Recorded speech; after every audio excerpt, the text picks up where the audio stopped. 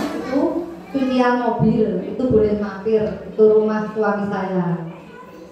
Nah, selain itu mulai tahun ini saya bekerja sama dengan Muhammadiyah untuk kemarin itu saya dihubungin sama Ketua Aisyah Muhammadiyah yang karena Muhammadiyah itu belum mempunyai kan setiap sekolahan Muhammadiyah itu rencananya ada untuk inklusi seperti itu, jadi belum ada inklusi, terus menghubungi saya untuk membuat inklusi dan akhirnya saya ditempatkan di Gronong dan itu untuk rujukan sekolahan TK dan SD se-Kabupaten Sukoharjo khususnya Muhammadiyah. Tapi ada yang SD yang lain yang sekiranya anaknya berkebutuhan dirujuk ke kami. Itu kami di sana diberikan tempat. Selain itu untuk siangnya kami merintis di rumah, yaitu ya buka klinik tumbuh kembang juga. Untuk menyingkat waktu kita langsung saja perkenalan singkat dari saya. Dari judul aja pertama. Di sini saya ambil judul apakah anak terlambat bicara itu autis. Nah, untuk yang orang tua, mungkin yang orang tua yang baru ya, maksudnya orang tua baru itu baru awal-awal mempunyai anak satu, itu kan belum punya pengalaman anaknya maksudnya dibandingkan teman sebaya seperti apa, seperti itu. Cuma dia mungkin setelah anak usia 1,5 tahun, 2 tahun kok bicaranya kurang berkembang. Nah itu menjadi kebingungan sendiri. Apakah anakku ini autis ya? Ini autis apa hanya telat bicara ya? Jadi bingung-bingung sendiri akhirnya orang setelah berjalannya umur ya tambah ngomong sendiri. Nah, kadang ambil kesimpulan sendiri seperti itu. Atau mungkin karena ketakutan anak autis juga jadi kita terlalu protek atau seperti apa, malah memberikan salah dalam penanganan dengan anak. Lanjut slide. Untuk pertama kita melihat gejala terlambat bicara. Yang pertama, anak jarang mengeluarkan suara. Nah ini mengeluarkan suaranya itu kita lihat dari usia 1 tahun, 1,5 tahun, anak itu cenderung diam, tidak banyak berkata-kata, itu seperti itu. Kalau misalkan kita ajak ngomong pun juga cenderungnya hanya pas saat tertentu aja dia mau menjawab.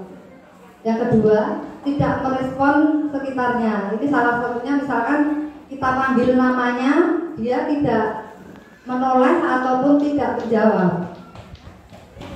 Yang ketiga, hanya dapat mengucapkan sedikit kosakata. Nah, di sini sebelum saya bahas yang sedikit kosakata itu yang bagaimana, saya akan menjelaskan tahapan-tahapan perkembangan bicara anak yang normal dari usia 0 bulan, biar paham dulu. Jadi kalau paham perkembangan yang normal bicaranya seperti apa, kita akan tahu kalau anak kita termasuk anak yang telat apa enggak. Dan mohon maaf, itu tidak saya catat di sini. Ini kalau bawa alat tulis bisa ditulis. Untuk usia 0 sampai 3 bulan itu sudah keluar bahasa bayi atau angkoing penyebutannya. Itu biasanya anak itu merespon dengan menangis ibu-ibu. Jadi kalau lapar, kalau kedinginan, kalau tidak nyaman, dia menangis. Nah itu usia 3 bulan. Usia 3 sampai 6 bulan untuk anak normal itu sudah mengeluarkan babling. Babling itu satu kata, misalkan ta, mama, ba, seperti itu. Terus usia 3 bulan sampai 6 bulan itu bayi sudah merespon orang tua atau orang yang sering ngasuh. Jadi misalkan ada orang tuanya datang, dia langsung tersenyum, langsung tertawa seperti itu. Dan jika misalkan diajak ketemu sama orang asing, ada bayi yang langsung menangis, ada yang bayi mau digendong, tapi setelah melihat ibunya di sampingnya langsung nangis, pengen digendong sama ibunya, itu seperti itu. Oh iya, kelewat tadi yang usia 0 sampai 3 bulan, contohnya yang Anko ini tadi ya, itu biasanya selain menangis, suara atau seperti itu, dan biasanya sering muncul itu di pagi hari. Jadi waktu membuka mata pertama dia selain menangis ya, itu kata-kata yang baru bisa diucapkan seperti itu. Nah ini yang semuanya kan rata-rata di sini sudah punya anak ya. Jadi mungkin itu bisa diingat-ingat. Kemarin waktu umur 3 bulan seperti itu ndak, umur 6 bulan seperti itu ndak tahapannya. Insya Allah walaupun kadang kita tidak menyadarinya, tapi apa maksudnya ya, anak-anak melewati itu. Lanjut usia setengah tahun sampai 1 tahun itu sudah mulai mengucap satu kata, walaupun belum jelas ya, ini karena lagi fase awal untuk bicara. Jadi misalkan mama, susu, nah itu tapi belum ngomong beneran mama atau susu. Misalkan cucu, seperti itu, minum kayak gitu, tapi sudah mau seperti itu. Terus usia 1 tahun sampai 1,5 tahun untuk anak normal itu bisa mengucapkan dengan jelas minimal 5 atau 6. Tapi rata-rata ada 10 kata yang sudah jelas dan benar. Jadi misalkan menyebut susu itu ya benar, itu susu yang dimaksud kayak gitu. Jadi tidak asal ngomong. Kalau yang tadi masih apa ya, belum pasti yang diomongkan itu maksudnya itu, seperti itu. Terus untuk usia 1,5 tahun juga sudah ini mulai merespon terhadap menunjuk gitu ya, itu yang tadi yang terakhir ini masuk juga.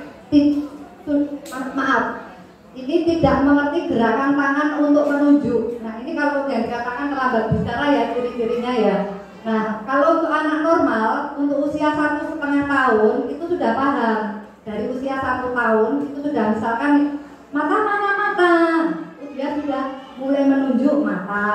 Jadi kadang kita kan waktu interaksi dengan anak masih usia bayi kan suka menanyakan seperti itu, mulut mana. Ada yang sambil menunjuk, ada yang bisa mengucapkan anggota tubuhnya seperti itu, tapi sudah tepat dalam penunjukannya.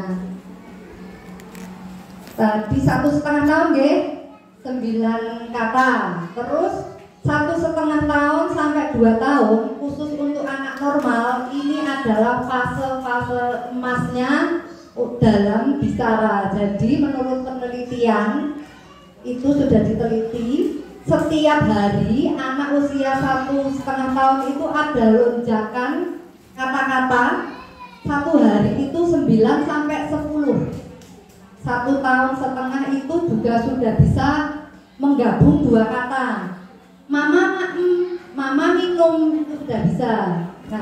Nah ini perlu kita waspadai kalau misalkan usia anak juga 2 tahun kok kata-katanya itu tidak berkembang, perlu kita waspada. Jadi ini adalah kunci, key point, kunci penting anak dalam bicara itu usia 1,5 tahun sampai 2 tahun. Itu lonjakan kata-kata sehari 9 sampai 10. Bisa dipahami nggih? Ibu-ibu kok tegang? Saya juga tegang. Kecepatan mboten.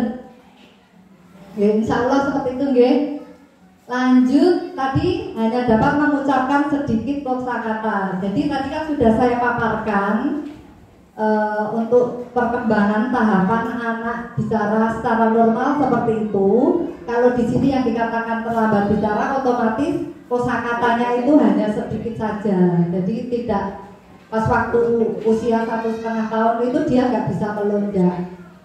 Yang lanjutnya tidak bisa mengikuti atau mengulangi yang diucapkan. Nah, ini biasanya usia 2 tahun sampai 2 tahun setengah itu anak-anak itu sudah mulai, kan tadi udah 2 kata sampai 2 tahun ya. 2 tahun setengah itu sudah bentuk kalimat dan lebih kompleks dan bisa mengulangi. Misalkan kita tanya, "Dok, kamu minta minum susu apa maem?" Atau kita tanya yang sederhana, "Maem apa susu?" Dia kadang menjawab mengikuti yang di belakang, "Susu." "Susu apa maem?" "Maem." "Maem apa susu?" "Susu." Nah, kadang apa mampu mengulangi apa yang kita ucapkan. Terus yang kedua, untuk usia 2 tahun setengah, anak-anak itu lebih cerewet karena memang dia fase-fase pengen tahuannya tinggi. Tapi jangan kita bosan untuk menjawabnya. Sering tanya, "Mah, ini apa mah? Loh kok ini kenapa mah?" Seperti itu. Jadi pertanyaan yang kita anggap sepele itu tuh sering ditanyakan dan kita itu sangat mengganggu karena ada lagi apa ditanyain nggak penting kayak gitu. Nah itu ini ya, itu justru bagus, itu memang usia perkembangan untuk bicaranya seperti itu ya. Nah, terus tidak mengerti gerakan tangan untuk menunjuk, ini tadi sudah saya kupas. Insya Allah jelas? Ya, lanjut slide berikutnya. Penyebab anak terlambat bicara. Yang pertama, ada masalah di lidah atau langit-langit mulut. Jadi di organ mulutnya itu memang ada permasalahannya sehingga dia itu ada keterlambatan. Misalkan biasanya karena anak ini emang ada faktor penyebabnya ya, cuma dari biasa pasien-pasien yang saya tangani, anak yang cenderung pendiam otomatis juga lidahnya itu, mohon maaf saya bahasa umumnya gini aja, karet gelang yang baru otomatis kan apa ya, belum lentur ya. Nah seperti itu, jadi cenderung diem, lidah sama langit-langitnya itu masih belum lentur. Makanya kadang waktu terapi perlu dimasas, termasuk masas bagian oralnya di dalam mulut, tapi nggak pakai tangan ibu, pakai alat. Nanti tangan gigit-gigit nanti. Nah jadi termasuknya itu oral meskipun normal ya, kelihatan mulutnya biasa aja, nggak ada luka, nggak ada masalah, tapi kurang sempurna karena terlalu kenceng. Jadi misalkan kalau dalam belajar bahasa membaca Al-Quran mungkin makrot gitu. Misalkan, nah itu digigit, misalkan di bibir, nah seperti itu kan membutuhkan kelenturan dari lidah dan bibir. Nah seperti itu, kalau jarang ngomong otomatis juga ini dalam oralnya itu belum terlatih, jadi kurang lentur. Nah akhirnya kan kata yang keluar otomatis terbatas. Itu faktor yang pertama. Terus yang kedua, ada gangguan pendengaran atau infeksi telinga. Dan kalau gangguan pendengaran ini biasanya itu terjadi karena virus rubella. Virus rubella itu biasanya waktu kehamilan ibu-ibu, yang penyebabnya dari kotoran kucing atau burung seperti itu. Tapi tidak semuanya virus rubella dari itu, tapi memang kebanyakan seperti itu. Infeksi telinga juga itu. Terus gangguan pendengaran itu biasanya anak itu kan tidak mendengar sama sekali suara yang ada di luar. Otomatis gimana dia mau ngomong, dengar aja nggak pernah. Akhirnya kan dia hanya melihat bahasa bibir orang lain dan dia hanya menerka, dia ngomong apa ya. Nah akhirnya dia keluar suaranya pun juga sesuai imajinasi anak. Kecuali kalau sudah sudah diberikan alat bantu dengar, terus kita latih kayak gitu. Jadi pertama anak ngomong itu kadang mungkin bapak ibu punya tetangga yang disutuli, itu mungkin hampir sama ngomongnya seperti diseret dan kita pun juga nggak paham ngomongnya apa. Kadang seperti itu. Itu mungkin ada videonya ibu, yang contoh kasus yang perempuan, nah itu, betul, bukan, nah itu ya. Video-video ini semua pasien saya dan saya sudah izin sama orang tuanya untuk berbagi ilmu di sini.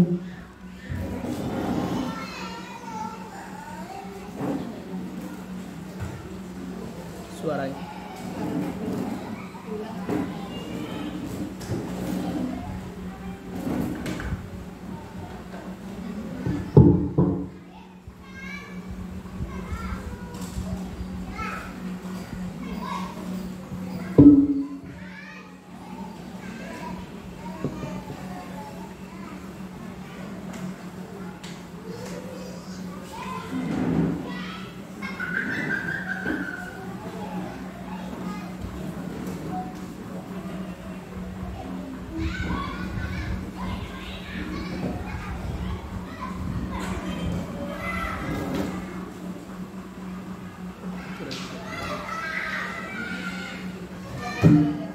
Ya, mohon maaf ya, ada gangguan panitia perbaiki. Karena saya membutuhkannya ada suaranya. Karena saya pengen berbagi. Ini loh suara anak yang gangguan pendengaran. Kalau ini kasusnya tidak bisa mendengar sama sekali dan sudah memakai alat bantu dengar. Dari usia 3 tahun, sekarang usianya 6 tahun. Otomatis waktu usia 0 sampai 3 tahun, dia nggak mengenal suara karena nggak dengar sama sekali. Nah, baru pakai alat bantu dengar itu usia 3 tahun. Ya, pertama mendengar juga dia seperti bingung seperti itu. Dan ini pun maksudnya belum bisa lancar bicara ya karena startnya dia latihan ngomong kan baru usia 3 tahun. Dan ada karakteristik sendiri sebenarnya kalau untuk ngomongnya anak-anak yang nggak bisa mendengar sama sekali itu seperti apa. Nah, itu sebenarnya tadi saya ingin memberikan contohnya. Ini namanya buah apa? Buah. Ini namanya buah apa? Apel. Apel. Apa? Oke, buah apel. Terus satu lagi buah apa ya? Buah apa? Ini? Pisang. Oke. Ya ibu-ibu, ada gambaran ya orang yang bahasa umumnya tuli. Nah, itu ngomongnya sepatah-sepatah dan agak diseret. Itu memang karena ada hambatan, belum pernah mendengar suara sama sekali, terus baru mendengar jadi kebingungan mau mengikuti kita ngomong dengan kejelasan suara seperti kita kayak gini sangat sulit, jadi perlu ada latihan. Lanjut di slide. Bukan yang tadi. Sebelumnya. Ya. Lanjut satu. Yang tadi, nah ini ya. Kondisi mulut yang tidak sempurna. Kondisi mulut yang tidak sempurna itu seperti bibir sumbing atau palat. Bibir sumbing, buing ya bahasa Jawanya. Nah, itu biasanya anak memang suara yang dikeluarkan itu nggak akan jelas karena memang keluar suara, udara keluar itu kan ada yang harus tidak keluar semua, harus ada yang bisa ditutup dengan bibir. Tapi karena nggak punya bibir, otomatis kan keluar semua. Contoh kasus, misalkan orang tua yang sudah ompong gigi depannya, otomatis waktu dia ngomong itu beda dengan waktu dia sebelumnya yang belum ompong. Setelah ompong omongannya beda. Itu yang sering kita alami di sekitar. Nah, apalagi ini nggak ada bibirnya, itu otomatis kita mendengarnya juga dia ngomong apa gitu. Kalau itu perlu kita pikir 2 kali. Maksudnya apa ya kayak mau kan seperti itu. Itu kan kalau untuk sekarang juga kemajuan di teknologi kesehatan. Untuk bibir sumbing sudah ada operasi bibir sumbing. Jadi nanti ada dibuatkan bibir tambahan. Nggak tahu itu seperti apa. Yang jelas itu ada solusinya untuk bibir sumbing. Terus yang selanjutnya penyebab keterlambatan bicara yaitu kurang stimulasi. Kurang stimulasi ini diawali dari usia dini ibu-ibu. Jadi jangan sepelekan waktu masih, apalagi masih 1 tahun itu jangan sepelekan. Jadi biasanya yang kurang stimulasi itu diasuh sama orang yang tidak cerewet. Nah, itu poin penting. Kadang anak tidak diajak main di lubang atau yang maksudnya berinteraksi, hanya yang pengasuhnya aja diem, otomatis anak juga nggak terpancing untuk ngomong seperti itu. Itu kurang stimulasi. Terus yang kedua diberikan gadget. Nah, itu juga jadi mempengaruhi hambatan. Terus yang ketiga, selain pengasuhannya sama orang yang berdiam, diberikan gadget, sama di dalam lingkungan keluarga itu ada 2 bahasa. Misalkan mbahnya dalam keluarga itu yang sehari-hari mbahnya ngomong sama anak ngajak bahasa Jawa, sedangkan ayah sama ibu ngomong bahasa Indonesia. Nah, itu juga membuat jadi terlambat. Masalahnya apa? Anak lagi fase pengen belajar ngomong tapi harus memahami 2 bahasa, itu juga menjadi hambatan juga. Yang kadang kita tidak terpikirkan kalau seperti itu bisa menyebabkan hambatan. Lanjut, kekurangan gizi atau stunting. Nah, dari gizi itu sebenarnya juga bukan termasuk mengakibatkan terlambat bicara saja, tapi semuanya. Gizi itu menunjang dari fisik juga. Kalau kekurangan gizi otomatis fisiknya juga kurang optimal. Terus kecerdasan otaknya juga, kekurangan gizi otomatis dia jadi lemot, itu udah otomatis. Lanjut, gangguan saraf. Nah, di sini itu yang menyangkut dengan judul. Gangguan saraf itu saraf di otak. Yang termasuk anak terlambat bicara, yang gangguan saraf itu adalah termasuk anak autis dan hiperaktif. Jadi anak autis dan hiperaktif itu memang ada gangguan persarafan di otak.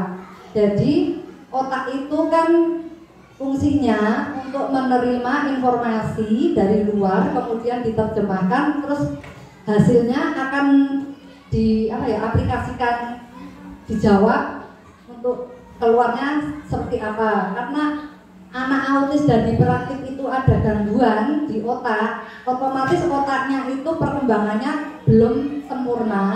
Jadi kadang informasi yang diterima itu responnya itu salah.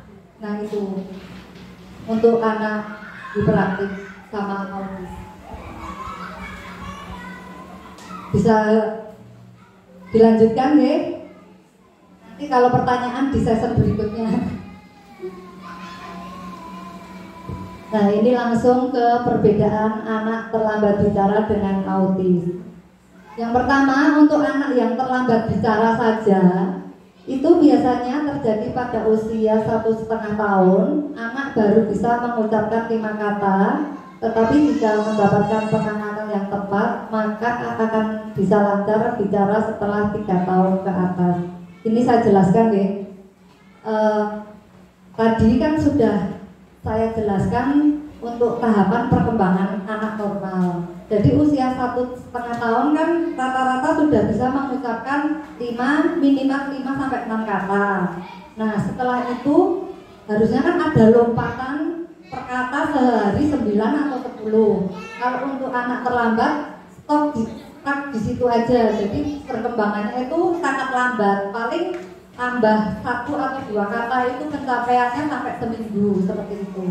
Nah, kalau hanya terlambat bicara saja, kalau kita mendapatkan penanganan yang tepat untuk anak, insya Allah waktu yang intinya akan bisa menyusul dengan anak-anak yang lain. Kalau kita stimulasi dan lain sebagainya, nanti usia 3 tahun dengan perkembangan kematangan organ mulut juga insya Allah bisa akan normal. Terus bedanya dengan anak autis, usia 2 tahun belum lancar, bahkan ada yang belum bisa bicara. Anak autis biasanya mampu mengucapkan kata-kata sederhana tapi tidak digunakan untuk komunikasi. Jadi ini bedanya gini.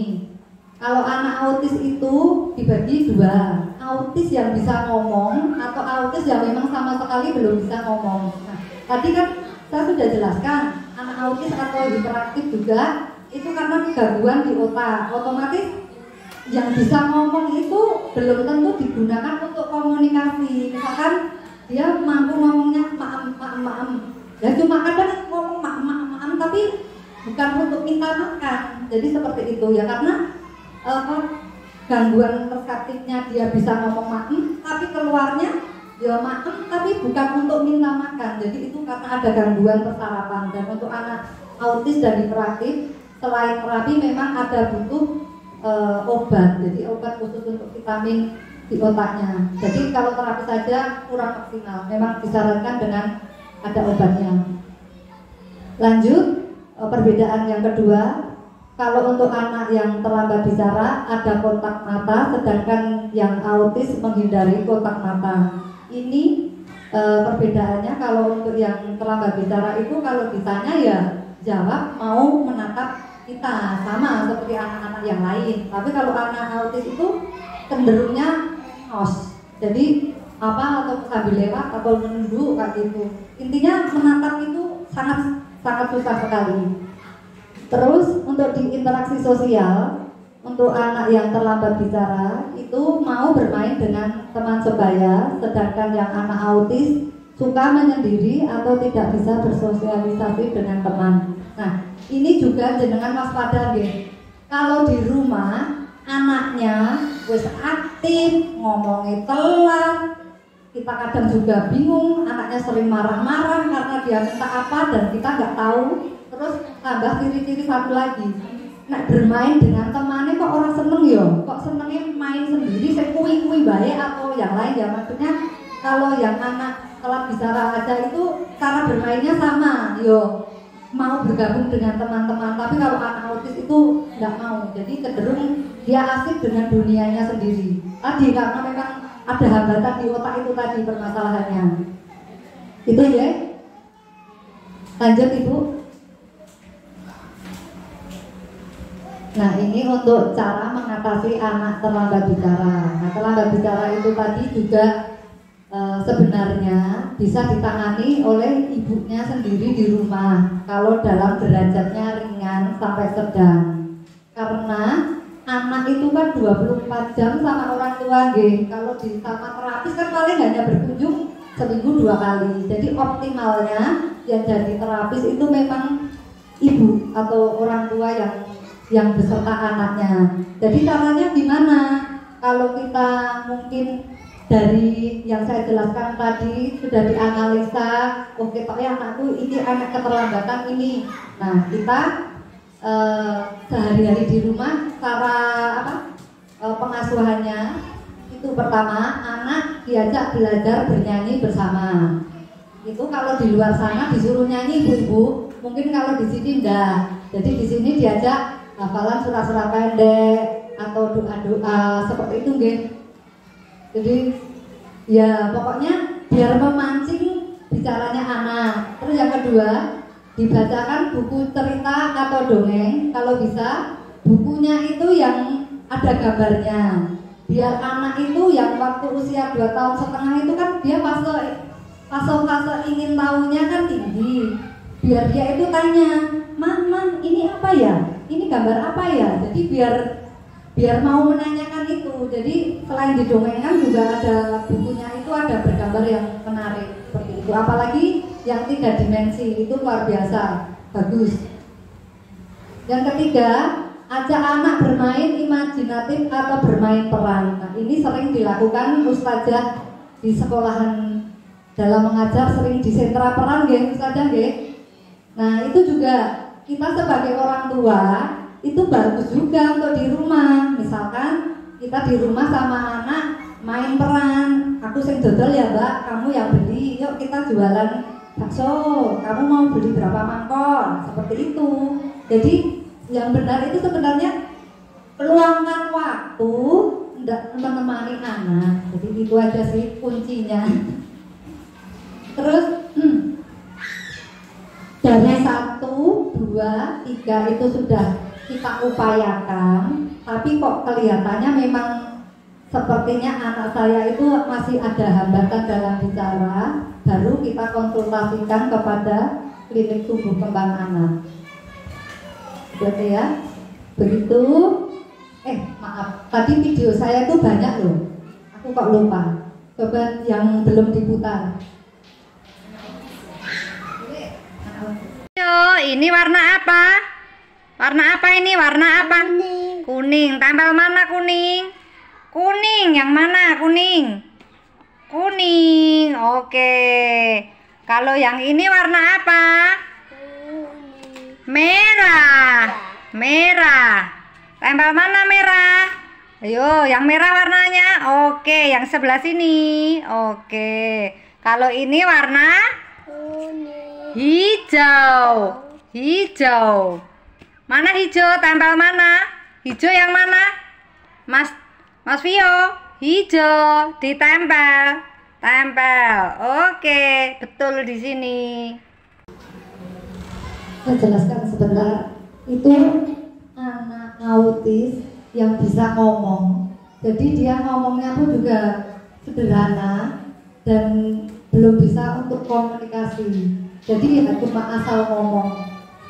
Usianya 4 tahun setengah. Terus kalau untuk mengikuti ngomong itu kalau dia lagi fokus bisa, tapi kalau enggak. Nah itu tadi salah satunya dia itu kan menolak untuk menatap ya, jadi cenderung sibuk sendiri. Selanjutnya yang ini, yang terlambat bicara, nah itu.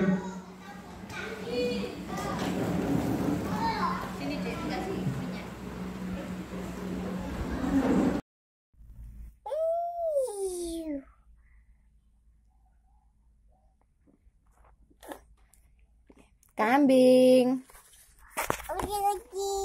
ayam, domba, bebek, kuda, sapi,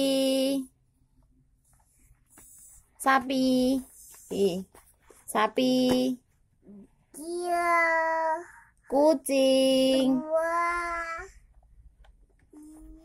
tikus, kura-kura,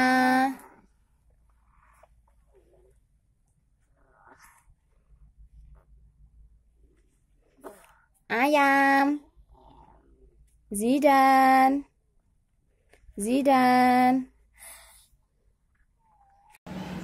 Nah ini usianya 23 bulan, hampir 2 tahun. Harusnya sudah kata-katanya banyak,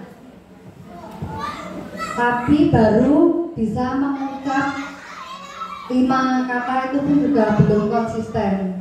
Itu tadi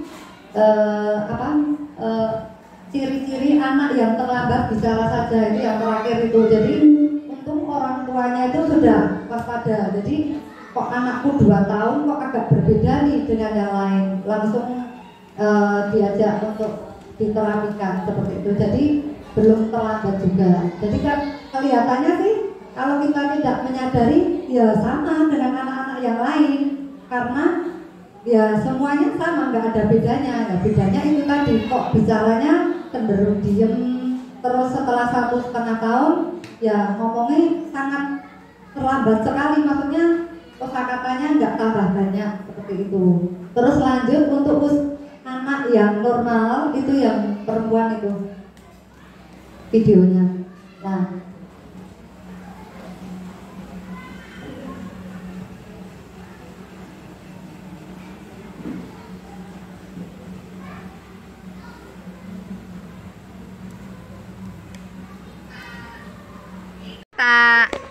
Ita, Mbak Ita, kamu di rumah suka makan apa?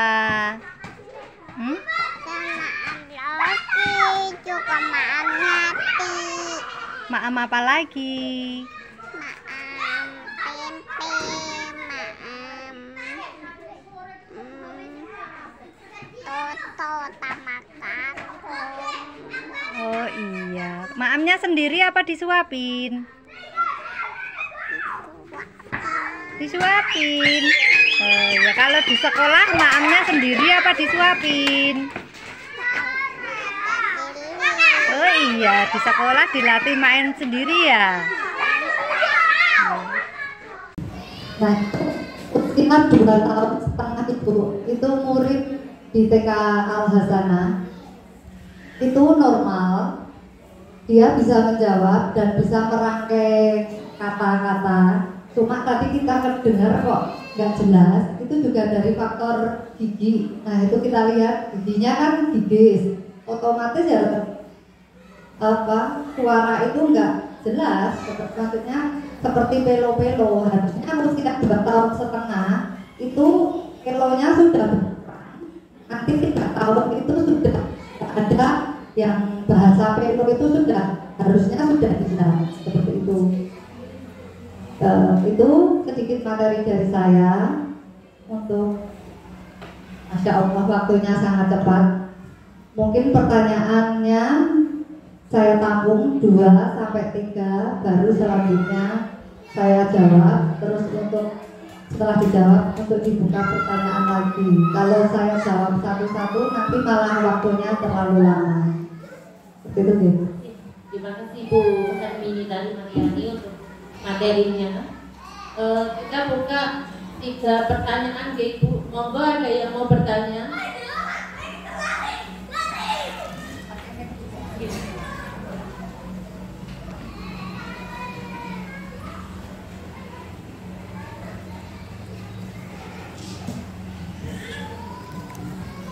Bismillah, terima kasih Ibu atas materinya, sangat menarik sekali.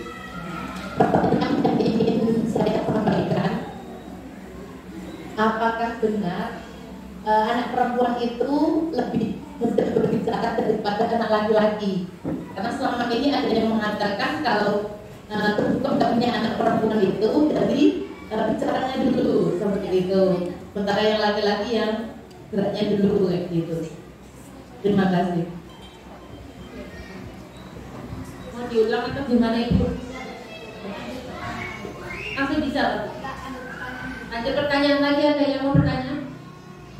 Jangan malu Ibu. Oke. Ponakan saya itu umur 5 tahun. Tahun depan masuk TKA. Cuman kok ngomongnya masih cadel. Itu termasuk tes dira atau tidak? Karena orang tuanya masih menganggap dia tidak mengalami tes dira. Terima kasih. Ada lagi Ibu yang mau bertanya?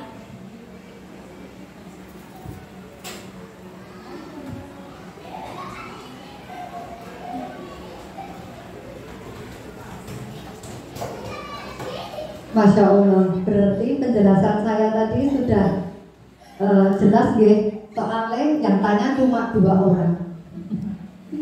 Yang pertama, untuk apakah bicara itu wanita terlebih dahulu yang maju dibanding laki-laki? Yang kalau dari kesehatan, dari penelitian dunia, anak autis itu prevalensi antara laki-laki dan perempuan 5:1. Jadi ada anak laki-laki 5, dari 10.000 orang ada 5 anak laki-laki terkena autis, yang satunya wanita. Itu untuk anak autis. Jadi memang ada hambatan bicara, berarti lebih banyak di anak laki-laki. Tapi saya nggak bisa menjawab berarti yang perempuan itu lebih cepat ngomong dibanding laki-laki. Nah itu saya itu nggak tahu apa ya ilmiahnya itu, mohon maaf saya tidak mengetahui itu. Tapi saya tahunya untuk prevalensi anak autis. Yang kedua, sadel dalam bahasa bayi yang kayak seperti pelo itu ya maksudnya. Oke. Nah tadi cadel itu ada 2 faktor. Yang pertama itu memang ada gangguan di organ mulut. Yang pertama kalau anak tadi itu ada gigis yang menyebabkan cadel. Terus yang kedua anaknya itu jarang ngomong, otomatis kurang lentur. Jadi dia harusnya kadernya udah hilang, tapi masih melekat. Yang ketiga, selain semuanya sebenarnya normal, nggak ada gangguan di organ, itu cuma karena kebiasaan juga bisa. Jadi kalau untuk menghilangkan kebiasaan, sebenarnya saat anak ngomong yang kadel itu kita langsung menegur. Jadi memang kita harus dalam pendampingan itu sering cerewet, Mas, opo, diulangi coba, seperti itu. Bisa menjawab?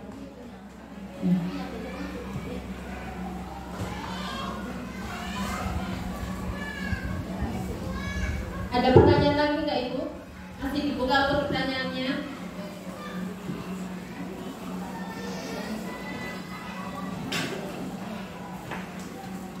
Saya Bu.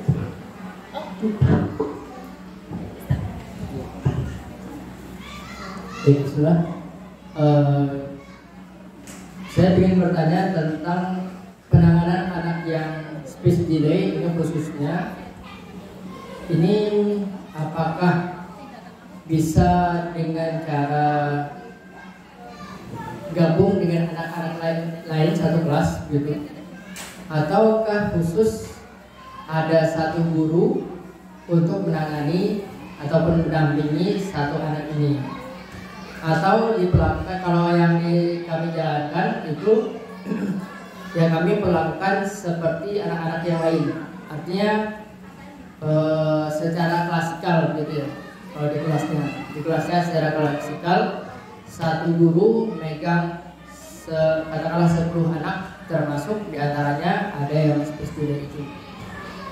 Ataukah khusus yang anak speech delay itu ada pendamping khusus begitu. Nah ini kira-kira penanganannya bagaimana? Ada yang satu lagi pertanyaan tambahan? Ya Bu, di belakang ada yang tanya.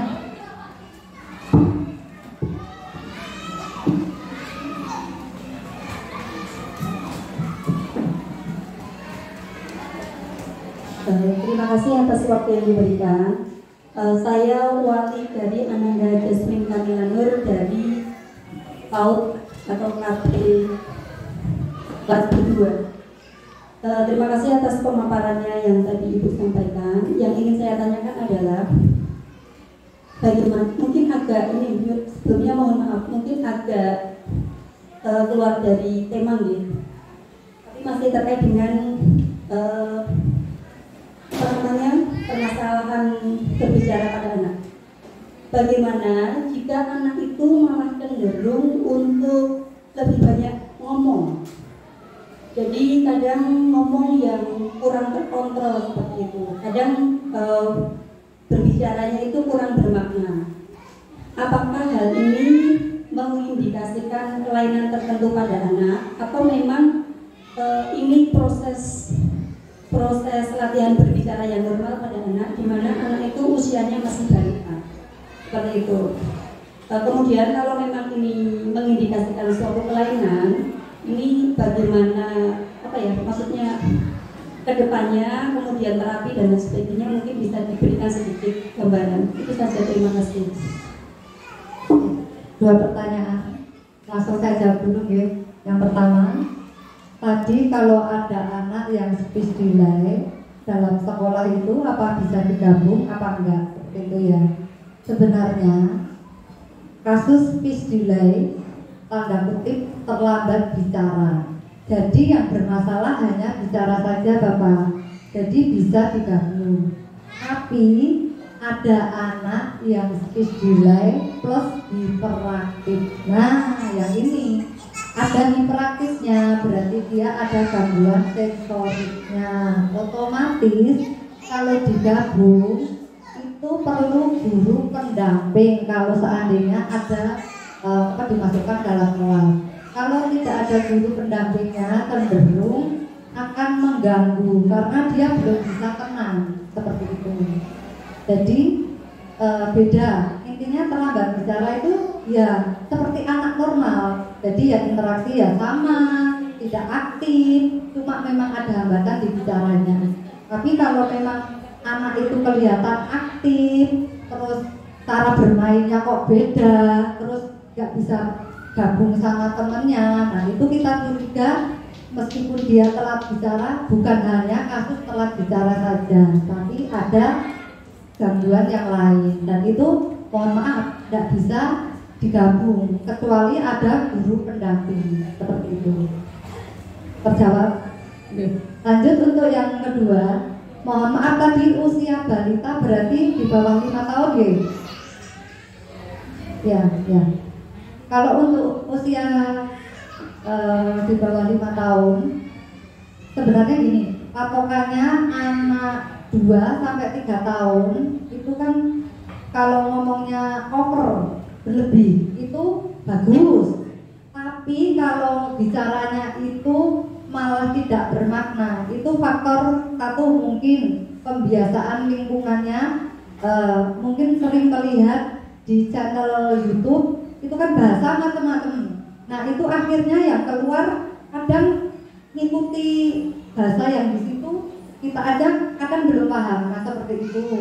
Terus yang kedua atau juga mungkin ada gangguan tadi persarapan di otak tadi, antara informasi masuk sama keluarnya jadi berbeda sehingga dia ngomongnya seperti ngelantur. Nah itu ibu sambil analisa, dicari ciri-ciri untuk anak autis itu melekat di anak apa enggak. Misalkan dia cara bermainnya normal apa aneh, terus mau gabung sama temen apa enggak, kontak mata ada apa enggak. Jadi perlu digali lebih.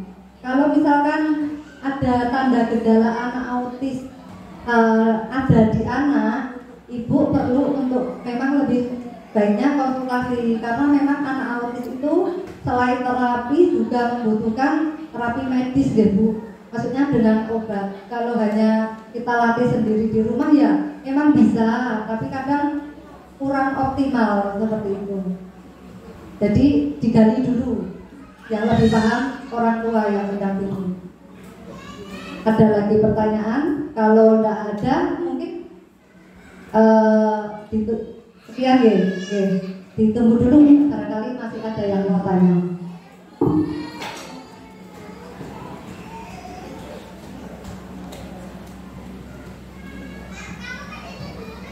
Saya mau menanyakan untuk gangguan pendengaran atau infeksi telinga itu untuk mendeteksinya bagaimana ya?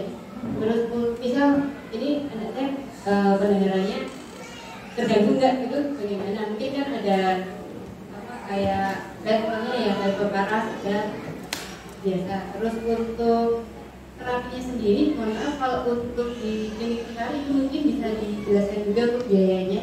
Terus untuk biasanya kalau konsultasi itu kan diobservasi ya Bu ya. Nah itu prosesnya bagaimana, bisa dijelaskan? Terima kasih. Monggo lagi. Ada pertanyaan lagi Bu? Sudah pada paham semua Bu? Oke, alhamdulillah.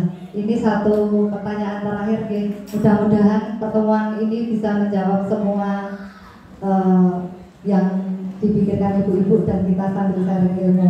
Untuk yang pertama, untuk di rumah kita biar tahu anak saya ini, mohon maaf, tuli ya, maksudnya dia ada kurang mendengar apa enggak, sebenarnya gampang. Saat pintu dibanting, dia kan otomatis tidak melihat ya. Seandainya dia tidak menghadap ke pintu, ada suara pintu dibanting, itu kan keras ya. Dia kaget atau merespon apa tidak. Atau saat petir yang besar, duer seperti itu, dia kan lagi aktivitas di rumah, dia kaget apa tidak. Kalau dia tidak merespon, selain yang dipanggil tidak merespon ya, itu salah satu ciri umumnya. Dipanggil nggak merespon ya gitu ya. Dengar suara yang keras-keras kok orang kaget. Nah, kita perlu waspada. Nah, untuk lebih kita tidak bingung, anak saya kurang pendengaran apa enggak memang harus dicek, namanya tes pendengaran. Nah itu ke rumah sakit ibu nanti akan dicek tes pendengaran itu nanti hasilnya akan keluar berapa desibel. Jadi kepekaan telinga dari telinga kanan sama telinga kiri itu kepekaannya mendengar suara berapa desibel seperti itu. Jadi kalau semakin tinggi nilainya 120 itu 0, jadi sama sekali nggak bisa mendengar.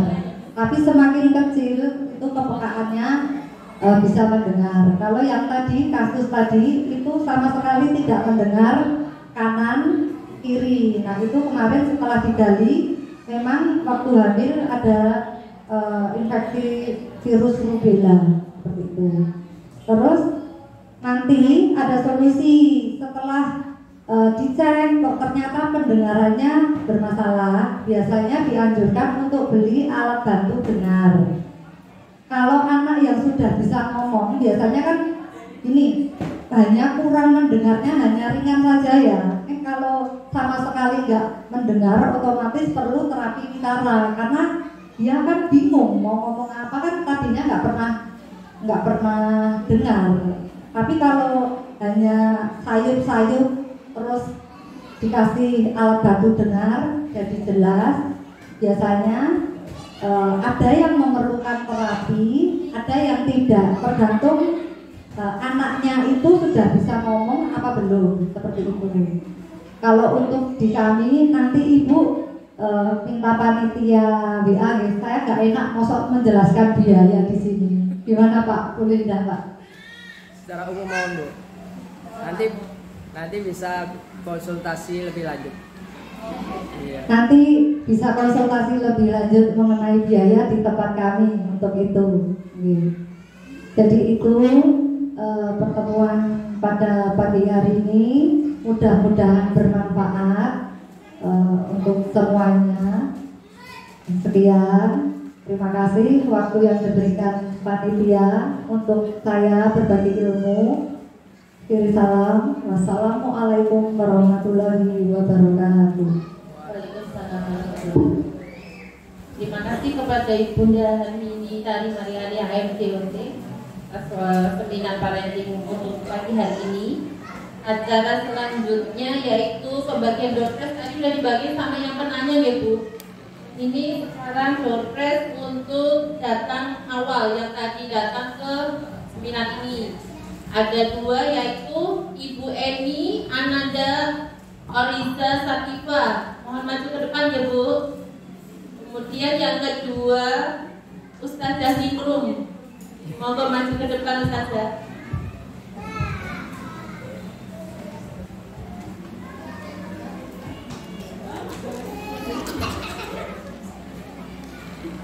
Saya hendak. Ustazah Nikrum.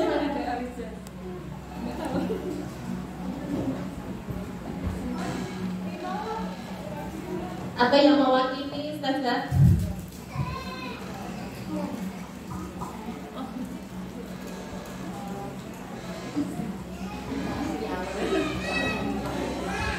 Mana tuh Bapak RT untuk memberikan hadiah? Oh iya.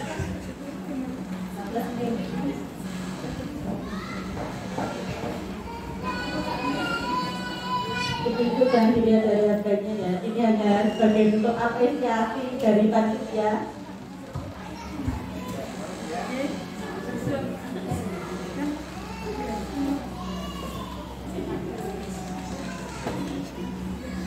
Alhamdulillah. Mungkin ada yang menghendaki foto bersama Bunda Tari, monggo. Untuk panitia nanti belakangan ada. Mungkin ada peserta yang menghendaki foto bersama beliau Bunda Tari, monggo. Atau semua Tutup dulu baru foto bareng. oh, monggo. Nanti setelah itu kita foto bersama. Ada acara lain nggak? Tidak Ada. Udah. Tutup dulu baru foto bareng. Monggo. Alhamdulillahirobbilalamin. Telah memasuki penghujung acara. Para hadirin yang berbahagia, akhirnya seluruh rangkaian acara telah kita lalui bersama. Semoga acara seminar ini senantiasa membawa manfaat untuk kita semua. Saya selaku pembawa acara mengucapkan terima kasih atas perhatiannya dan mohon maaf jika ada kesalahan dan kata-kata yang menimbulkan ketidaknyamanan bersama kami. Kita tunggu acara selanjutnya di acara komite berikutnya. Terima kasih. Wassalamualaikum warahmatullahi wabarakatuh. Ya, PAUD Elziker. Sorry.